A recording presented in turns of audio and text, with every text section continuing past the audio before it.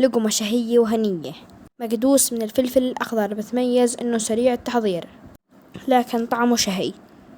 نكهة زيت الزيتون، نكهة الثوم، وحموضة من نتيجة عملية التخليل وطعم الفلفل الزاكي. مكوناته بسيطة وما فيها تكلفة.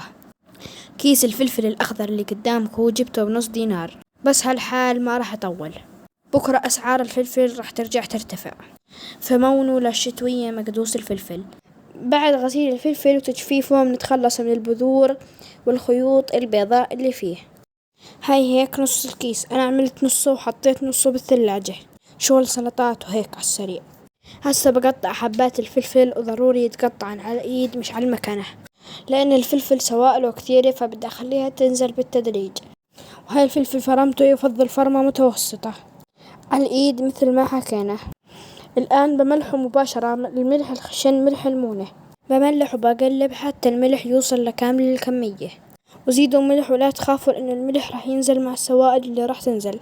هاي السوائل نزلت مباشرة بعد نص ساعة.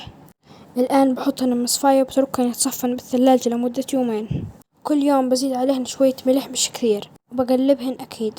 بتخلص من المي اللي بتتجمع أسفل المصفاة، والمصفاية ارفعوها على صحن وعلى أي إشي ما تكون ملامس للمي. هاي الوصفة كويسة لأنه ممكن تعملوها بكمية فليفلة قليلة، ممكن تعملوها بكيلو أو أي كمية فليفلة زايدة عندكم بالمطبخ محتارين شو تعملوا فيها. هاي السوائل شوف عيونكم، كمية الفلفل اللي راح تعملوها يا دوب تصفي عندكم الثلث، والباقي راح ينزل على شكل سوائل. هاي شوفوا الجاط الكبير اللي عملته قديش صفى.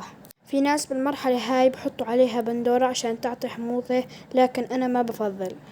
أنا بضيف فقط الثوم وبكمية قليلة ونقطعه تقطيع بالسكينة. بتوقع إذا بنضاف لها البندورة المجففة بكون كويس، أما البندورة الطازجة فيها سوائل كثير ما راح تكون مناسبة.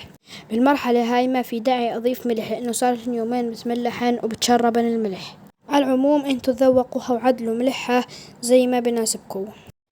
المرتبانات أكيد معقمات، واتفقنا إنكم تعقموهن على البخار. ببلش أنزل فيهن الفلفل مع الثوم. إذا بدكم جوز أو أي إضافات ضيفولها، برجع هذا الإشي لرغبتكم، بس الصراحة زاكية على الفطور مع صحن الحمص وصحن البيض تطلع إشي مرتب. بضيف لها الزيت، وعشان ما يفور الزيت لا ترص الفلفل كثير. بنحكم إغلاقها وبنحتفظ فيها في خزانة باردة ومظلمة، مثل أي خزين أو مونة.